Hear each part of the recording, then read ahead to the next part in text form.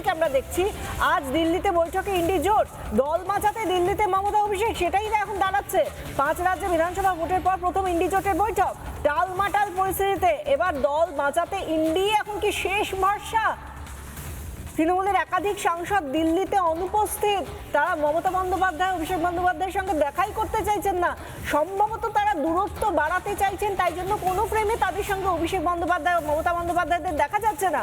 আমাদের সঙ্গে সরাসরি দিল্লি থেকে রয়েছেন আমাদের অপর প্রতিনিধি অনুপম। আমাদের সঙ্গে বাকি যারা প্রতিনিধি তারাও রয়েছেন, কিন্তু অনুপমের সঙ্গে আগে কথা বলবো। অনুপম, আমরা দেখতে পাচ্ছি আজকে কিন্তু সিআইডি তলব করেছিল ভবানী ভবনে অভিষেক বন্দ্যোপাধ্যায়কে। তিনি সেখানে অন্তত এখনো যা খবর, তিনি তো দিল্লিতেই থাকছেন, দিল্লিতেই তার বিচরণ আজকে। তো দিল্লিতে গিয়েই বা হচ্ছেটা কি? তার সঙ্গে তো কাউকেই দেখা যাচ্ছে না, সবাই তো তার থেকে দূরত্ব বজায় রাখছে।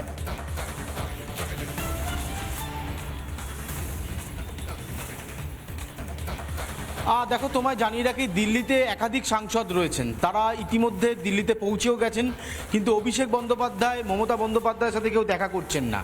এমনকি তোমায় জানিয়ে রাখি, যারা পৌঁছেছেন তাদের একটা বড় অংশ আলাদাভাবে মিটিং করছেন।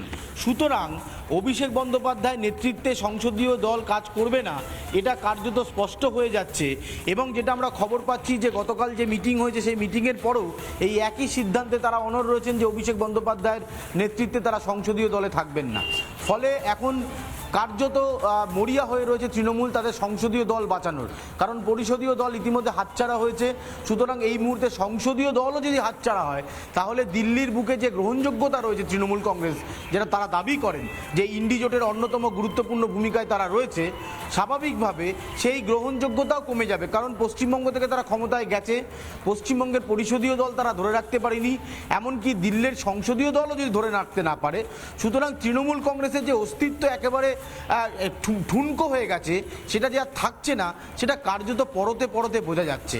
এই পরিস্থিতিতে দাঁড়িয়ে তোমায় জানিয়ে রাখি যে একাধিক সাংসদ তারা দিল্লিতে থাকলেও মমতা বন্দ্যোপাধ্যায় অভিষেক বন্দ্যোপাধ্যায়ের সাথে তারা দেখা করছেন না, বরং তারা আলাদাভাবে নিজেদের মধ্যে একটা বৈঠক করার চেষ্টা করছেন এবং সেখান থেকে তাদের একটা সিদ্ধান্তে তারা আসছেন যে অভিষেক বন্দ্যোপাধ্যায়কে দলনেতা তারা মানবেন না।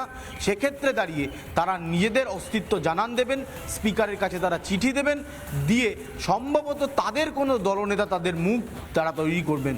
এই পরিকল্পনা কিন্তু এখনো পর্যন্ত দেখা যাচ্ছে। ফলে সূত্র যেটা দাবি করছে, এই সম্ভাবনা প্রবল হয়ে যাচ্ছে। কারণ একদিকে অভিষেক মমতা দুজনেই দিল্লিতে থাকা সত্ত্বেও যখন দেখা হচ্ছে না, ফোন করছেন না, যাচ্ছেন না কেউ, তাহলে এটা নিশ্চিত করে ধরে নিতে হবে যে পরিষদীয় দলের মতোই সংসদীয় কমিটি দিল্লিতে তৃণমূল কংগ্রেসের হাতছাড়া হতে চলেছে, শুধুমাত্র সময়ের অপেক্ষা। আমাদের সঙ্গে থাকো, দিলীপ ঘোষ এই নিয়ে কি বলছেন একবার শোনাবো।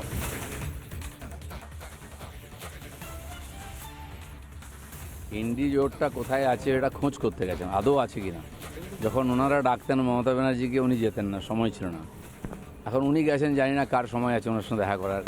এসব গল্প অনেক হয়ে গেছে, ককরোচ পার্টি এসে গেছে। কিছু আছে লোক যারা এরকম ঘুরে বেড়ায়, চালচুলো নাই, তারা কোনো না কোনো একটা জায়গায় ঢুকে পড়ে। এইভাবে আপ পার্টি তৈরি হয়েছিল, এভাবে টিএমসি তৈরি হয়েছিল, সব বিসর্জন হয়ে যাচ্ছে। নতুন একটা প্ল্যাটফর্ম খোঁজা হচ্ছে, কোনো একটা নাম নিয়ে আসবে, কিন্তু জনতা এদেরকে বুঝে গেছে। কংগ্রেস নেতা অধীর রঞ্জন চৌধুরী তিনি কি বলছেন শুনুন।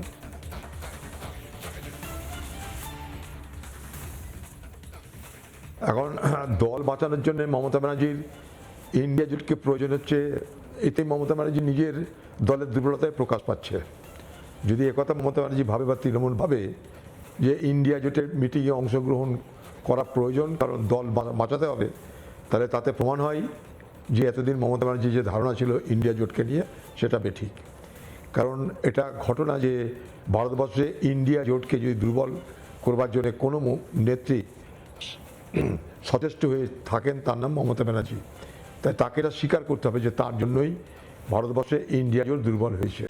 নানা ধরনের কন্টেন্ট দেখার জন্য লাইক করুন, শেয়ার করুন আমাদের ফেসবুক পেজ, সাবস্ক্রাইব করুন আমাদের ইউটিউব চ্যানেল।